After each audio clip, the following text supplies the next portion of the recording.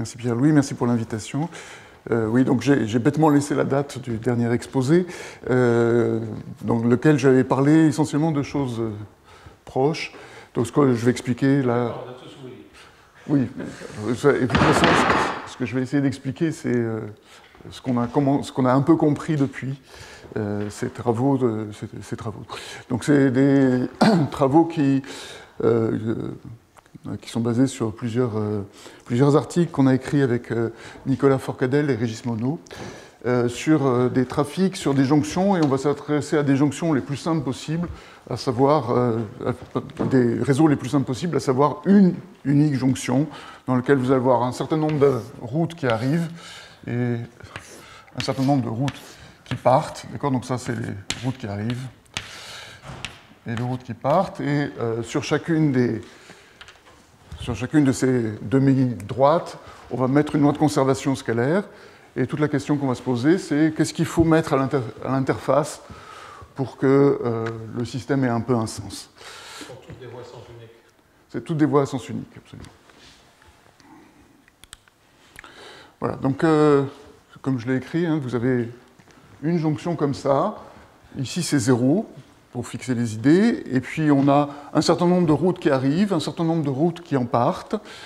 Et sur chacune, donc, on met des véhicules qui circulent sur cette jonction, d'accord ? Et sur chacune des branches, on met une loi de conservation scalaire pour traduire l'évolution de la densité de véhicules. Okay ? Et la question qu'on va se poser, c'est qu'est-ce qu'il faut mettre là pour que le système ait un peu un sens. Okay ? Donc c'est des questions qui ont été énormément étudiées les 25 dernières années, essentiellement. Hein, donc j'ai mis là une sous-liste de la petite centaine de travaux sur le sujet. Le seul truc, c'est que, donc ce qu'on aimerait comprendre, essentiellement, c'est dans quelle mesure les conditions de jonction qu'on va mettre reflètent des conditions un peu micro qu'on cherche à décrire. Donc par exemple, si vous avez plusieurs arrivées, évidemment, il va falloir que de façon sous-jacente, il y ait des règles de priorité sur chaque... expliquant comment cette branche-là est plus prioritaire que celle-là ou l'inverse. Et puis aussi, dans quelle mesure est-ce qu'une branche va se répartir sur les branches sortantes. Chacune des branches. Donc on aimerait bien comprendre dans quelle mesure est-ce que la condition qu'on va mettre ici reflète ça. Okay ? Et pour mieux comprendre, eh bien, ce qu'on va essayer de faire, ce qu'on rêve de faire plutôt, ce serait de fabriquer l'équation qu'on met en 0 à partir de modèles microscopiques ou, dans le pire des cas, mésoscopiques. Okay ? Alors, je vais l'expliquer dans une seconde, par le transparent suivant, qui décrit ce que je vais chercher à faire. En fait, on arrive à faire ça dans un très très petit nombre de cas. Je vais d'abord décrire ce qui se passe sur une droite, donc sur une ligne. Et puis après ça, on s'intéressera à la jonction la plus simple du monde, c'est celle sur laquelle on sait dire le plus de choses, qui est la jonction 1,1. Donc vous avez deux demi-droites qui se rencontrent en un point, d'accord ?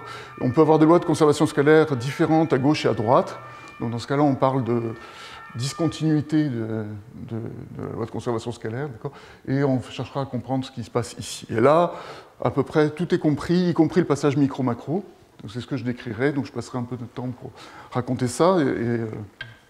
Et ensuite, on travaillera sur des modèles plus compliqués, qui sont des modèles 1-2, donc vous avez une ligne qui entre et puis deux lignes qui sortent, ou 2-1, donc, qui est l'inverse. Donc le passage 1-2, c'est essentiellement ce que j'avais raconté la dernière fois que j'avais été invité ici. Et le passage 2-1, c'est ce qui est un peu nouveau.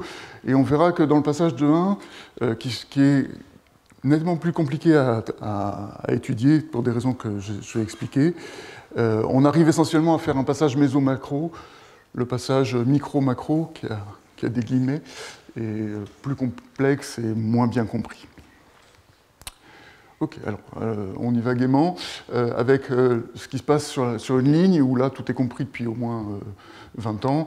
Donc sur une ligne, on va comparer deux modèles typiques, un modèle discret, un modèle continu. Le modèle discret, qui est le plus fréquemment utilisé dans la littérature du trafic routier, c'est le modèle de ce qui s'appelle Follow the Leader, dans lequel C'est une simple équation différentielle ordinaire dans laquelle si xi est la position du véhicule i, vous avez grand N véhicules, hein, si sa dérivée est donnée comme une fonction croissante de la distance avec le véhicule qui est devant. D'accord ? Donc la fonction v, souvent, elle prend la forme suivante.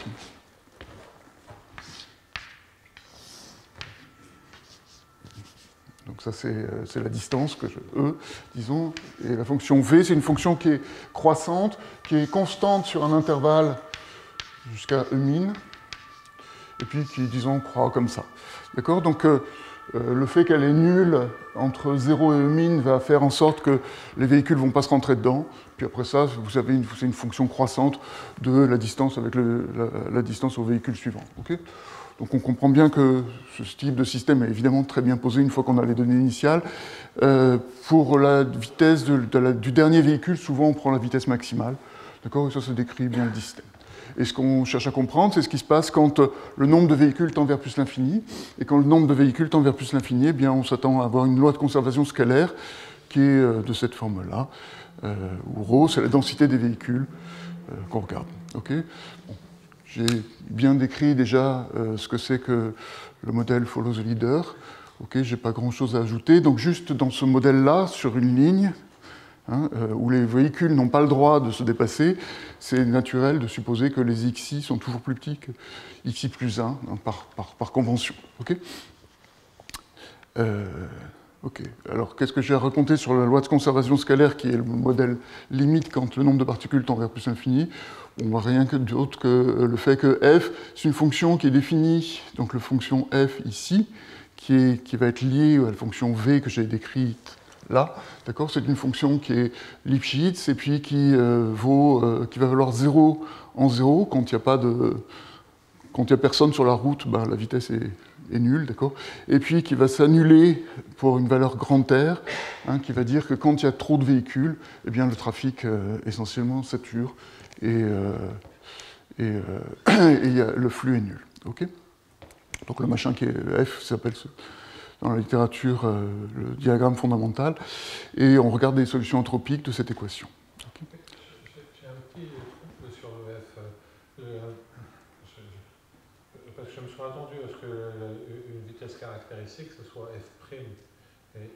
Attends. J'ai rien dit pour l'instant, j'ai rien dit entre le lien entre V parce qu'un F comme ça, tu peux avoir des véhicules qui vont dans tous les sens, là. Non. Le F, il est... Il y a valeur dans R+, mais c'est pas ça qui donne le signe de la vitesse. Bon, peu importe. Tu vas voir si, en fait, oui. Je dis peut-être une bêtise, mais... Bon, bref. On veut que ce soit la vitesse caractéristique, et ici, f' de ρ. Mais bon, peu importe. Le fait que f de 0 égale f de r égale 0 te garantit que ρ, qui est compris entre 0 et ρ, reste dans ces bornes. C'est un problème comme l'équation mathématique. J'ai un petit doute pour la relation avec le... je te le montre dans une seconde. Ok. Alors juste... L'interprétation de trafic qui me pose un problème. Mais je te continue. Alors, ok. Donc, on va s'intéresser aux solutions anthropiques, et ce qui est bien connu sur la droite réelle, c'est que quand on prend une primitive de ρ, eh bien, essentiellement, elle va vérifier une équation d'Hamilton-Jacobi, et on va voir cette dualité entre loi de conservation scalaire et équation d'Hamilton-Jacobi qui est extrêmement utile dans ces histoires. Ok, alors la relation entre le modèle discret et le modèle continu est assez bien connu. Donc par exemple, mais c'est juste un exemple, on peut regarder la mesure empirique de répartition des véhicules. Donc on va regarder un grand nombre de véhicules et on va regarder ça de loin. Donc on va faire un scaling en espace. Et si on fait un scaling en espace, il est aussi nécessaire de faire un scaling en temps. Donc j'accélère le temps pour... On va regarder les choses de très loin, donc si on veut voir quelque chose, il faut aussi accélérer le temps. Donc là, le temps est accéléré par grand N ici, et on fait un scaling en espace, on regarde les choses de très loin, donc on a un N-1 devant le xi. D'accord ? Et donc cette mesure empirique, eh bien, ce à quoi on s'attend, hein, c'est que si la donnée initiale converge en un certain sens vers une mesure continue ρ0, hein, qui va être à valeur dans 0R sous certaines hypothèses, alors le ρn de t va converger vers la loi de conservation scalaire, LR avec comme relation f de P égale P V de 1 sur P.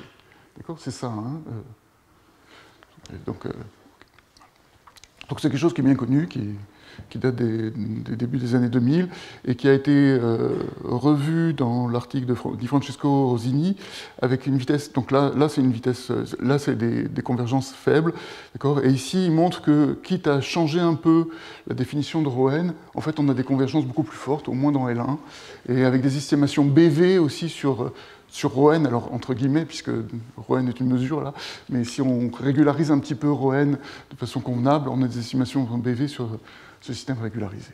Okay, donc ça va être l'outil de base, hein, qui va nous servir, qui est des résultats qui se localisent aussi, hein, c'est-à-dire qu'en fait, si on a des dollars d'évolution comme ça, et qu'on définit ρn localement par des quantités comme ça, alors on aura localement des convergences vers des solutions de la loi de conservation scalaire. Donc c'est ce qui se passe sur une droite. Maintenant, je vais regarder ce qui se passe sur une jonction comme ça, de type 1,1, avec une entrée, une sortie, et éventuellement des lois d'évolution différentes à gauche et à droite.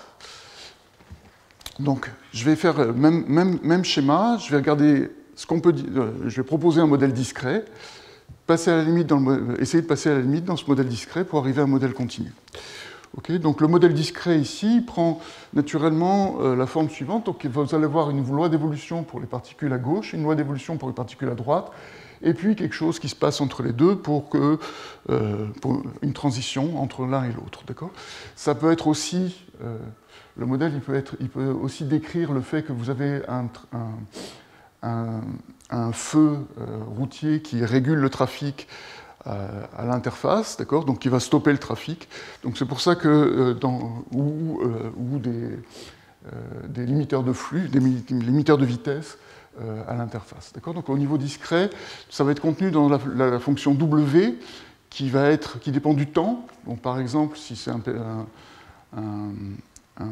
feu, ça va être de façon périodique en temps, et puis ça va dépendre de la position xi. D'accord, qui va être la position, qui va être l'espèce d'interface sur l'espace discret entre la vitesse à gauche et la vitesse à droite. Donc le point important, c'est que la fonction W, quand on est loin de la jonction, donc quand x est grand, eh bien c'est égal à une fonction qui dépend que juste de l'écart entre xi plus 1 et xi, comme avant. Et avant, quand on est loin de la jonction, mais bien avant, eh bien ça dépend d'une autre fonction v-, ok. Et la vitesse W, W est en fait quelque chose qui est plus petit que V plus et V- ici. C'est ce que j'écris. Et la W il vérifie les hypothèses que j'ai expliquées. Hein. C'est périodique en temps, et puis c'est essentiellement croissant par rapport à cette quantité-là. Et comme avant, hein, ça s'annule entre 0 et V-. Okay, et ce qu'on veut comprendre, c'est à nouveau, en faisant le scaling, d'ailleurs, en regardant la mesure empirique après scaling, on veut comprendre le comportement de cette mesure empirique. Alors j'ai expliqué tout à l'heure que quand on est un peu loin, donc quand on fait ce scaling en espace, d'accord, la jonction discrète qui se baladait entre -m et m, bien sûr, donc on fait un changement d'échelle, donc on va ramener cette jonction discrète à un point, ok, et donc en fait ce qu'on va voir in fine, c'est juste une demi-droite, un point, une demi-droite, et on va chercher à comprendre ce qui se passe au point en question. Okay, et comment traduire ça?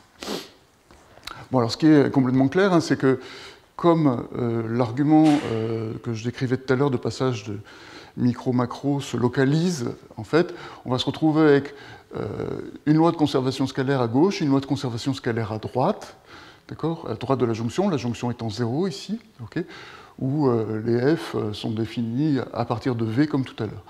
Okay, donc on se retrouve avec deux lois de conservation scalaire différentes.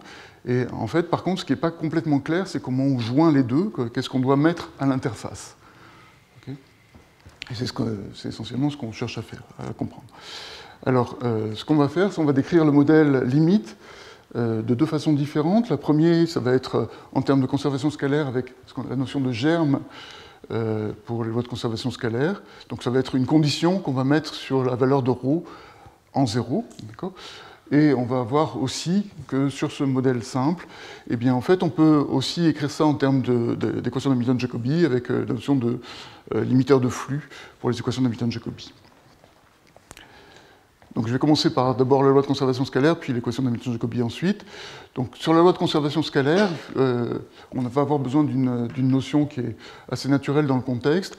Donc ici, je vais supposer que les flux f plus et f moins sont strictement concaves. En fait, il suffirait, pour ce que je vais raconter, qu'il n'y ait pas de partie linéaire pour f plus et f moins. Donc on regarde notre équation comme ça, et ce que raconte le résultat qui est un cas très très particulier des travaux de Vasseur et de Panoff, c'est que si vous avez des solutions anthropiques à cette équation, donc anthropiques à gauche et à droite, eh bien vous allez avoir des traces des fonctions ρ en 0, d'accord, à gauche et à droite. Hein, des traces au sens L1 pour tout en t, vous avez que la distance L1 entre ρ de t et au point h, ça va converger vers ρ de t de 0+, donc une fonction qui est dans L infini, et vous avez une convergence L1, et pareil, quand h tend vers 0-, d'accord, vous convergez vers un 0-. Bien. Et donc ça nous permet de dire ce que vaut ρ en 0. Okay, donc il y a ρ en 0, c'est deux valeurs, 0+ et 0-. Et en fait, donc on va compléter les deux équations à gauche et à droite de notre fonction ρ par une condition de germe. Donc on va se donner un ensemble G qui va être dans 0R+, 0R- croix 0R+, donc un sous-ensemble de R2, et on va demander à ce que la trace de ρ soit dans G. Okay, et donc une solution, on va appeler une G entropie solution, donc là j'utilise la terminologie d'Andrianov, Carlsen, Risebo. Une G solution de cette équation, ça va être une fonction qui soit solution entropique en dehors de la jonction, et puis qui vérifie juste l'appartenance à cet ensemble G presque partout. D'accord ? Donc l'ensemble G, je le décrirai dans une seconde tout à l'heure, bien sûr, il doit être spécifique et il ne peut pas être n'importe quoi, donc il doit vérifier deux conditions, une condition de dissipativité et une autre condition de maximalité que je décrirai dans la dernière partie de cet exposé, d'accord, pour simplifier. Mais si on a ces deux conditions-là, eh bien on peut montrer que si on se donne une donnée initiale ρ0, alors il existe au plus, il n'y a pas forcément existence, mais il existe au plus une solution à ce système-là. D'accord ? Donc je reviendrai sur la question de l'existence parce qu'en fait, la construction qu'on fait va proposer l'existence et puis on peut pas trouver aussi des résultats d'existence par des formulations Hamilton-Jacobi. Mais dans le papier d'Andrianov, Carlsen, Risebro, il n'y avait pas vraiment d'existence dans des cas un peu généraux. Okay ? Donc, et on garde, ce qui est formidable avec cette notion, c'est que ça conserve les bonnes propriétés de la loi de conservation scalaire initiale. Donc en particulier, ça conserve la masse, et puis c'est contractant L1. Donc, si vous avez un germe qui est dissipatif et maximal, alors vous avez ces propriétés-là, sous réserve d'existence. Une autre façon de voir ça, c'est intégrer l'équation, de prendre une primitive en x de l'équation et de se retrouver avec une équation d'Hamilton-Jacobi. Donc, vous avez deux équations d'Hamilton-Jacobi, à gauche et à droite de la jonction, et puis vous avez une condition de jonction qui prend cette forme-là. Donc il se trouve que dans ce qu'on va regarder, c'est cette forme-là qui aura un sens. Donc on va se donner un nombre A qui se balade entre 0 et le maximum. Alors c'est pas tout à fait... j'ai repris des transparents, donc j'ai oublié de modifier. Donc ici, vous avez f- et f+, donc il faut prendre le minimum du minimum sur moins et plus, du maximum de f- et de f+, d'accord ? Donc vous allez prendre une quantité A qui va être essentiellement le flux maximal que la jonction autorise, dont la jonction autorise le passage. Et pour traduire ça, eh bien, vous avez l'équation en x égale 0 qui prend cette forme-là où FA, c'est le minimum entre A, donc, qui va limiter le flux, et puis la partie croissante du F- et la partie décroissante du F+. Bon, c'est une formulation un peu bizarre, mais bon. En gros, ce qu'on veut, c'est que DTU soit plus petit que moins A, hein, d'accord oui, c'est ça. Donc que moins DTU soit majoré par cette quantité-là qui joue le rôle de limiteur de flux. D'accord ? Imaginez que vous ayez votre flux, au niveau microscopique, votre flot soit complètement bloqué en zéro, d'accord ? Eh bien, le A sera nul. Okay, bon. Et si, à l'inverse, si vous avez quelque chose qui ralentit le trafic, eh bien le A va exprimer le fait que ce trafic est ralenti, donc ne laisse pas passer autant de flux qu'on voudrait. Donc, sur ces équations-là, vous avez un résultat de Humbert-Monod qui raconte que, étant donné une condition initiale lipschitzienne, eh bien, il existe une unique solution de l'équation d'Hamilton-Jacobi, okay, donc de cette équation-là. Okay. Et donc, il y a une littérature assez importante sur les équations de Hamilton-Jacobi avec des interfaces ou des choses comme ça. Donc, je cite juste deux papiers. Donc, en particulier, l'article d'Humbert-Monod est assez technique et a été revisité par Pierre-Louis et Takis pour l'unicité, hein, où ils ont considérablement simplifié la démonstration. Et si vous êtes intéressé par ce genre de choses, vous avez toutes les références dans le livre de Barl Scholzheim qui est là. Bien. Alors maintenant, ce que je vais raconter, c'est quel est le lien entre cette équation d'Hamilton-Jacobi et puis la loi de conservation scalaire au niveau que j'ai décrite dans le transparent précédent.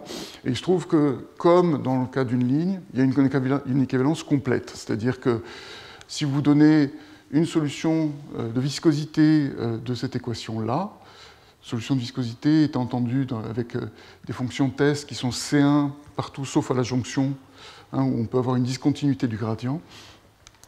Alors, la dérivée spatiale de ma solution de viscosité, c'est la solution entropique de l'équation précédente, hein, de ce système-là. Okay, donc, vous voyez, il y a donc équivalence entre solution de cette équation et solution entropique de ce système, et en plus, le résultat donne aussi l'existence pour le germe qui est particulier, qui correspond à cette condition-là, hein, qui se transforme en condition de germe dans lequel le germe est défini par cette relation-là. Okay. Hein, donc, vous voyez que...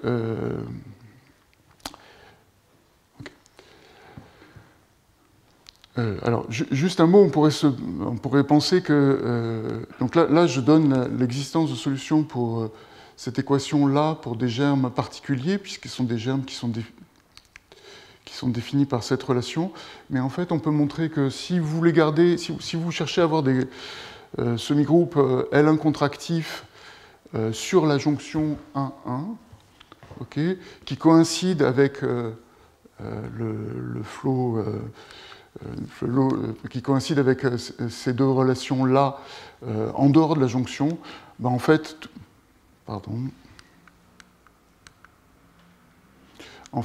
les seuls germes possibles, ce sont des germes de cette forme-là. Donc, autrement dit, si vous avez un germe qui est L1 contractif, il existe un A tel que le germe il est sous cette forme-là, hein, sur les jonctions L1. Okay. Bien.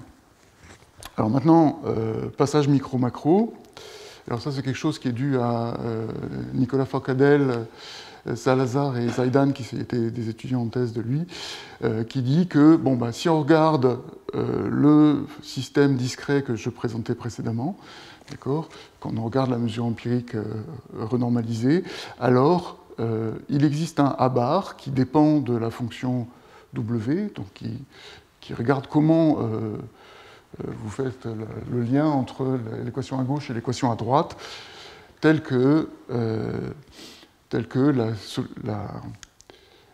mesure empirique ρn converge vers la solution entropique de l'équation.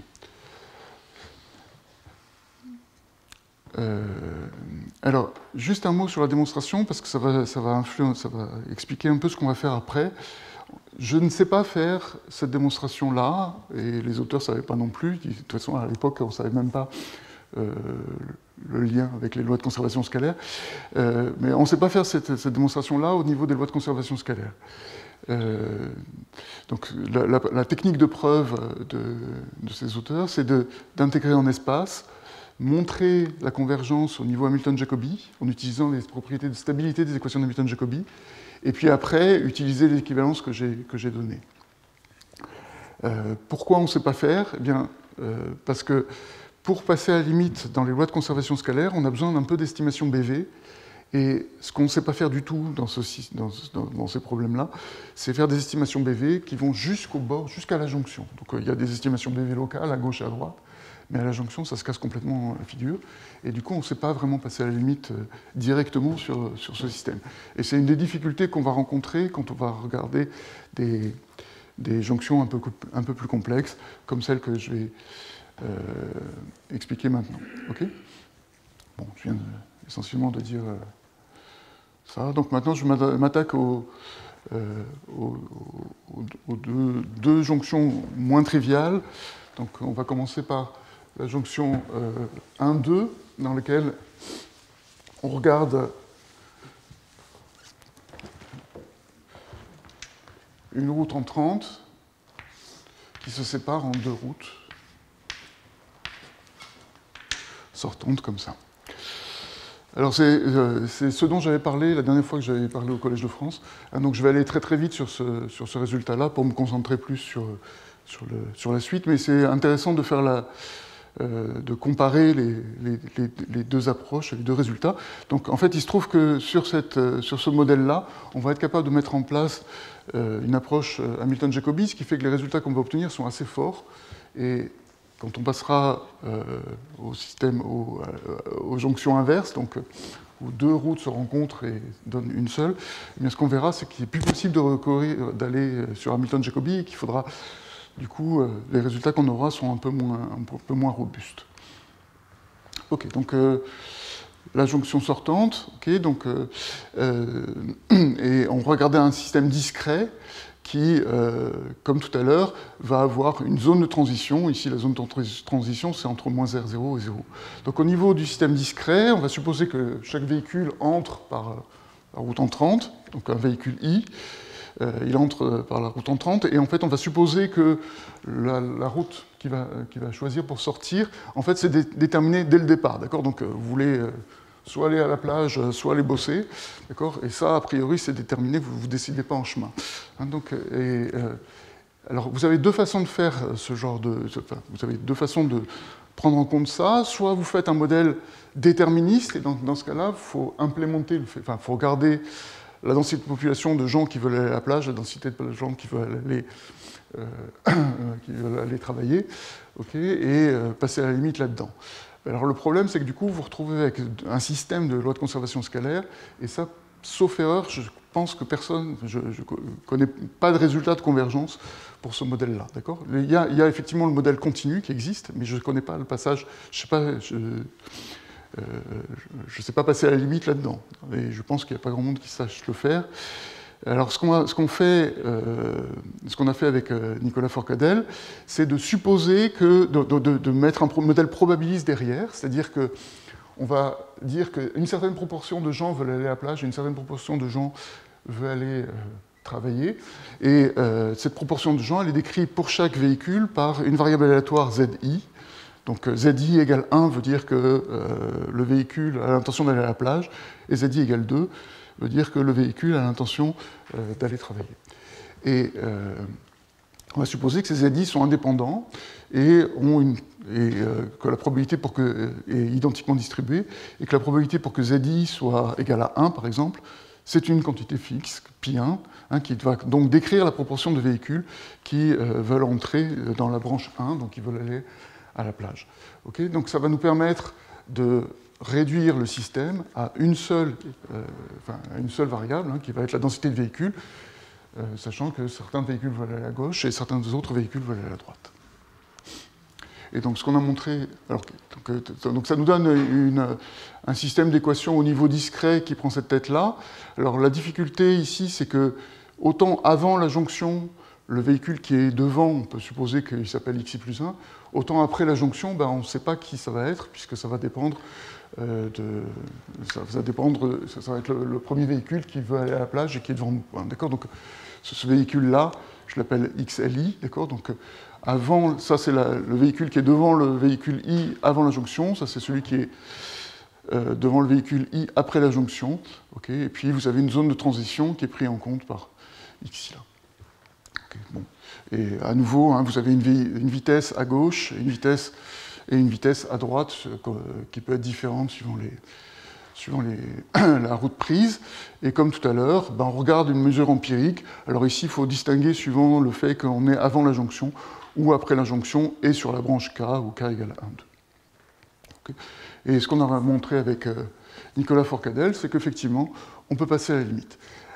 Donc il y a bien une limite, hein, c'est une chose importante, ce n'est pas des limites à des sous-suites, et la limite elle est complètement caractérisée, et là on est capable de caractériser ça à travers un système d'équations d'Hamilton-Jacobi qui est, ben, vous avez une équation à gauche, deux équations à droite hein, pour chacune des branches, et puis vous avez une condition de jonction qui ressemble un peu à celle que j'ai décrite dans le cas 1.1, enfin, qui est complètement copiée de celle que j'ai écrite dans le cas 1. Okay.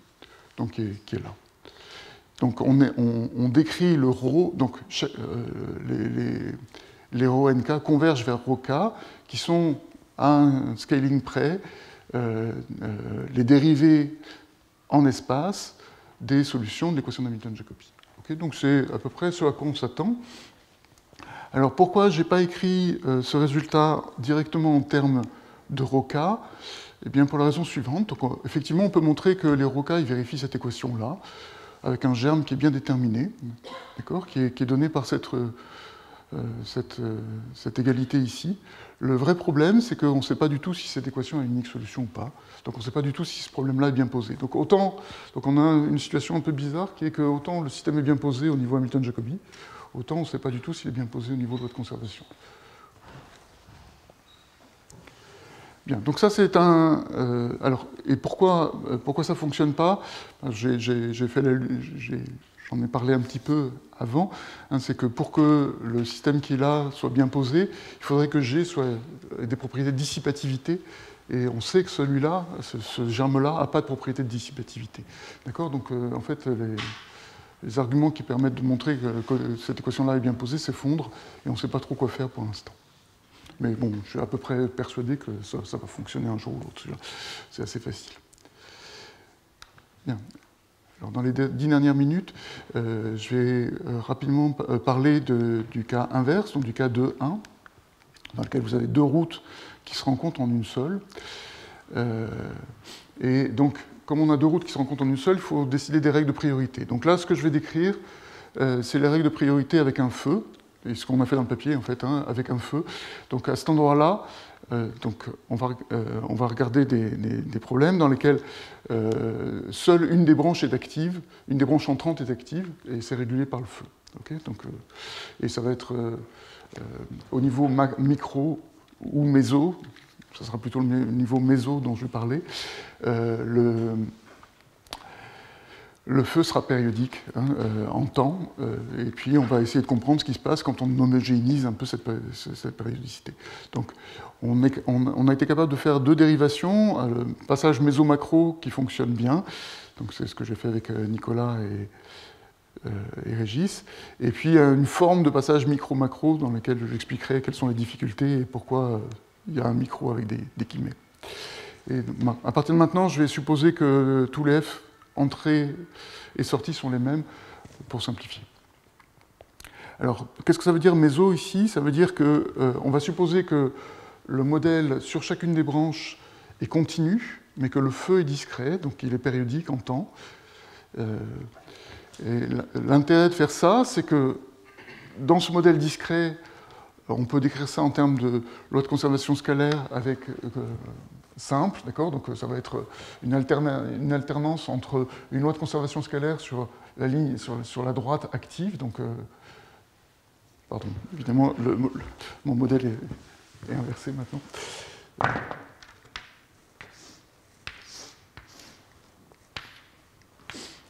Donc on a un feu qui va régler le trafic, d'accord? Et quand le feu est vert pour la branche 1 qui est là, d'accord, on va se retrouver avec une loi de conservation scalaire sur la ligne, et puis celui-là va être bloqué à cet endroit-là, d'accord? Donc ça va être une loi de conservation scalaire avec une condition qui empêche le flux, avec flux nul ici. Okay, donc on sait très bien résoudre ça, puis on va alterner ça avec la loi de conservation scalaire inverse quand le feu est vert pour celui-là et rouge pour celui-là. Donc au niveau méso, le système il est complètement défini. Et ce qu'on cherche à comprendre, c'est qu'est-ce qui se passe à la limite. Donc ça c'est le modèle méso, alors il est un peu affreux mais c'est exactement ce que je vous ai décrit.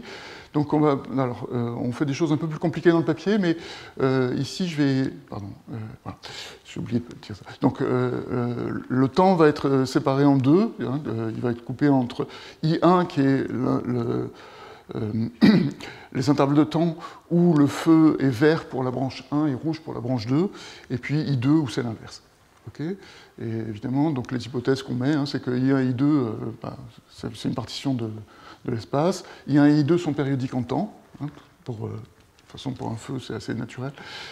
Et que les feux ne peuvent pas simultanément être verts pour les deux branches, parce que sinon ça fait un peu la cata, et on veut éviter. Donc typiquement, hein, ce qu'on regardera, je vous donnerai des exemples explicites dans lesquels I1 c'est juste 0 taux, ou taux c'est compris entre 1 et 2, entre 0 et 1, d'accord, et puis périodisé. Bon, ça c'est le modèle mésoscopique dont j'ai parlé, qui est bien posé, on sait bien le résoudre, il n'y a pas de problème, d'accord. Et ce qu'on cherche à faire, c'est ce qui se passe, à comprendre ce qui se passe quand on fait un scaling en temps-espace, qui est le scaling correspondant à ce que je faisais au niveau microscopique précédemment. Donc on accélère le temps et l'espace. Maintenant, il n'y a plus de nombre de véhicules, il y a toujours une infinité de véhicules. D'accord, donc on fait un scaling qui s'appelle epsilon. Et puis on essaie de regarder ce qui se passe quand epsilon tend vers 0. Alors l'intérêt de faire ça, à nouveau, hein, j'insiste, c'est le fait que ça va nous permettre d'identifier la condition de jonction au niveau macroscopique, hein, ce qui n'était pas vraiment connu jusqu'à présent. Donc, alors pour arriver à décrire ça, je vais maintenant entrer un peu dans le détail de la notion de germe. Donc pour parler de la notion de germe, donc je vais parler de solution anthropique. Donc ici je vais fixer les notations. Donc état c'est l'entropie de Krouchkov. Hein, donc c'est la distance, c'est l'écart entre P et P bar. Et puis le flux d'entropie sera noté Q. Okay, et on dira qu'un ensemble QOH vérifie la condition de Rankine-Gonio si vous avez que le flux entrant est la somme des flux, le flux sortant est la somme des flux entrants. Et d'autre part, on aura la condition de dissipativité. Donc la dissipation, hein, c'est l'écart entre le flux d'entropie entrant et le flux d'entropie entrant et le flux d'entropie sortant. Okay, donc un germe, dans la terminologie de Andrianov, Carlsen, Trizebro, c'est un sous-ensemble des triplets qui vérifient la condition de Rankine-Gonio, d'une part, et qui est dissipative. Okay,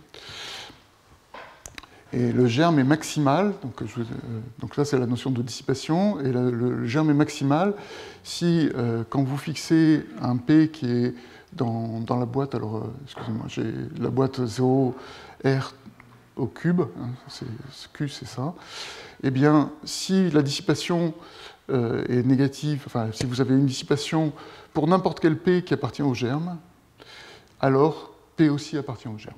Okay, donc ça permet de caractériser les éléments du germe par des propriétés de dissipation. Et enfin, je vais utiliser la terminologie dans une seconde, on dit qu'un ensemble E génère G si vous prenez n'importe quel élément U de Q, comme tout à l'heure, et que la dissipation est positive contre tous les éléments de E, alors forcément U appartient à G. Okay, ce qui permet à nouveau une autre ça permet d'alléger un peu cette hypothèse-là. Vous avez besoin de tester uniquement sur les éléments de E et pas sur tous les éléments de G. Okay. Alors ce qu'on montrait, alors c'est pas tout à fait Andrianov, Carlsen, Riseborough, mais c'est une adaptation d'Andrianov, Carlsen, Riseborough par Carlsen, Riseborough et Musch. C'est une petite erreur, hein, qui montre que dans le cas de multibranches, en fait, le système de loi de conservation scalaire qui est là, hein, est bien posé, au sens où il existe au plus une solution pas bien posée, hein, il n'y a pas existence, si le germe est dissipatif et maximal. Donc c'est essentiellement ce que j'avais écrit dans le cas des jonctions 1,1, d'accord, qui se généralisent en fait à tous les cas, pourvu que vous ayez les propriétés de dissipativité, maximalité. Et en fait, on peut même caractériser les solutions de cette équation par une inégalité de type Kato, donc qui dit que si vous fixez, alors, ρ va être solution de l'équation, si, quel que soit UI dans un élément générateur E, eh bien vous avez cette inégalité-là, qui est vraie pour toutes les fonctions de test phi. Okay.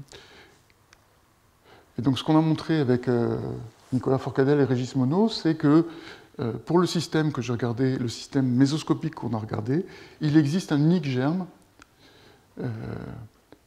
qui est maximal et dissipatif, hein, qui est tel que les solutions de mon problème mésoscopique, où est-ce qu'elles sont les solutions de ρ epsilon de mon problème mésoscopique, convenablement renormalisées en ρ epsilon, d'accord, convergent vers la solution unique de cette équation. Okay, donc ça nous permet de, en fait, un des principaux intérêts, c'est qu'on a une expression explicite pour le germe. Alors je ne vais pas le faire dans tous les cas parce que c'est une horreur, mais dans le cas où le I1 c'est 0t plus z, d'accord, donc on laisse passer la branche 1 sur l'intervalle 0 taux, d'accord, eh bien, on est capable de décrire explicitement, hein, le germe par des conditions absolument élémentaires. Okay. Alors, comment on fait la preuve? Je vais passer rapidement. Donc, la preuve, elle repose sur l'existence de correcteurs qui est centrale ici. Hein, donc, qui sont des solutions de l'équation mésoscopique qui décroissent, donc qui se rapprochent des quantités fixes, P0 et Pj, à l'infini.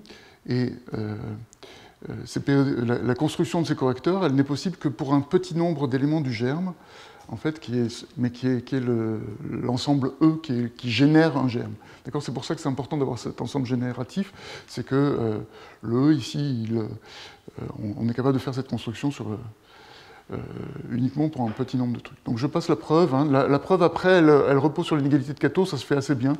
Vous voyez, la preuve complète, elle est là, tout est contenu dans la construction de correcteurs. Et je vais juste dire un mot sur la construction de correcteurs, parce que c'est à ce niveau-là qu'on remonte sur les équations d'Hamilton-Jacobi. En fait, alors ce que je n'ai pas dit, hein, c'est que mon système ici n'a pas de correspondant en Hamilton-Jacobi. C'est-à-dire que si on prend une primitive de ρ, je ne sais pas dire ce que vérifie la primitive en termes d'équation d'Hamilton-Jacobi. Okay. Je suis à peu près certain d'ailleurs qu'il n'y a pas de conditions de jonction correctes qui correspondent à ça, en termes d'équation d'Hamilton-Jacobi. C'est pour ça qu'on est vraiment obligé de travailler au niveau des lois de conservation scalaire.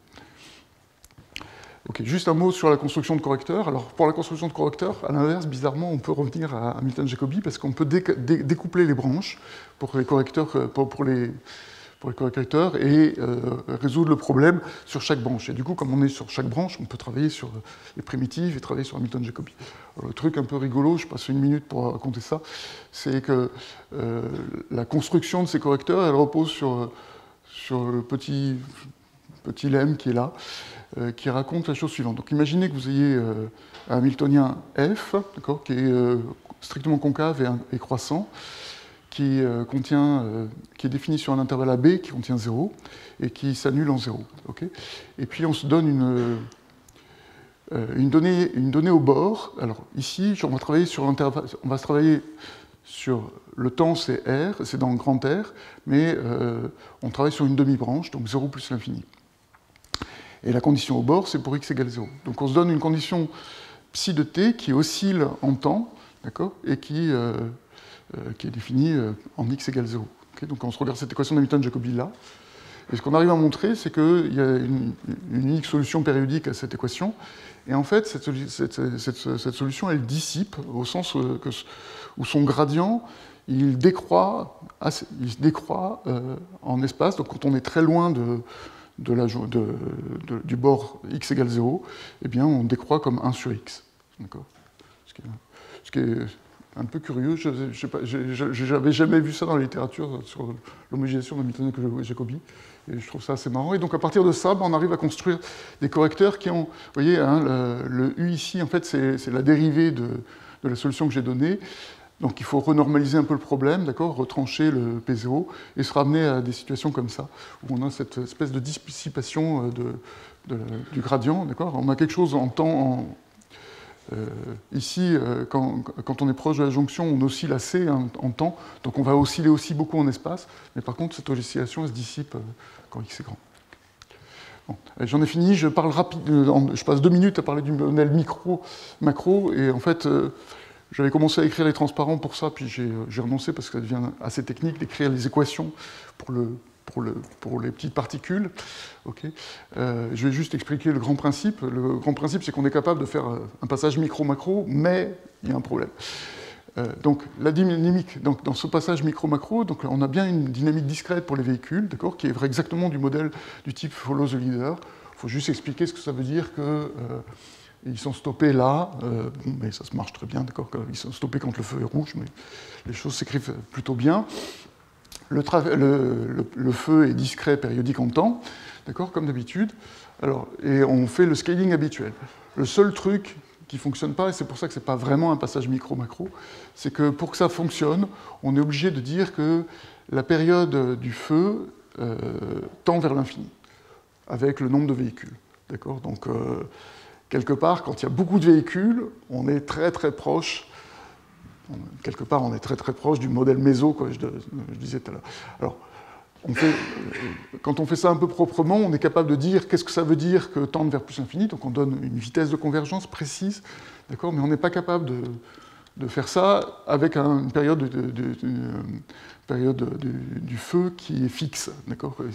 Bon, pour ça que c'est pas vraiment un passage micro-macro. Hein. Alors pourquoi on est coincé là-dessus? Bien parce que comme j'ai essayé d'expliquer avant. Cette deuxième partie, elle repose entièrement sur le formalisme loi de conservation.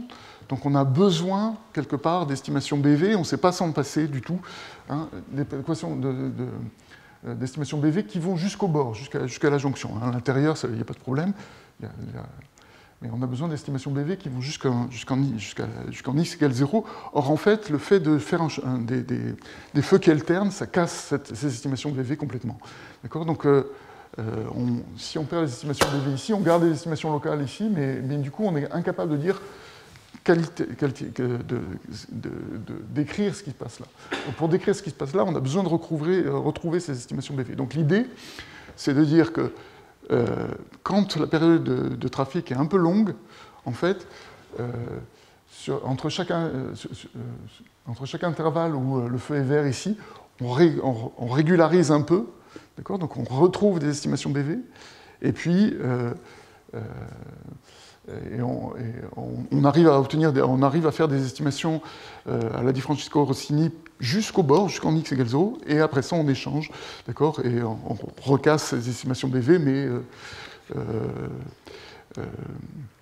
c'est pas grave parce qu'elles sont détruites, mais pas tant que ça, en fait, d'accord. Donc on arrive à garder quelque chose, un petit peu quelque chose, d'accord. Et on sait que ces estimations BV sur ρ, elles sont pas vraies à la limite. Ce qui est vrai, c'est que f de ρ est BV, mais ça on sait pas faire, on sait pas utiliser. Donc, et enfin, maintenant, ça nous donne déjà des estimations BV, et en plus, comme on est très proche du modèle méso sur chacun des intervalles de temps, on peut utiliser le correcteur qu'on avait fabriqué dans le travail avec Régis et Nicolas pour utiliser les correcteurs du modèle méso et arriver à montrer la convergence vers le germe en question.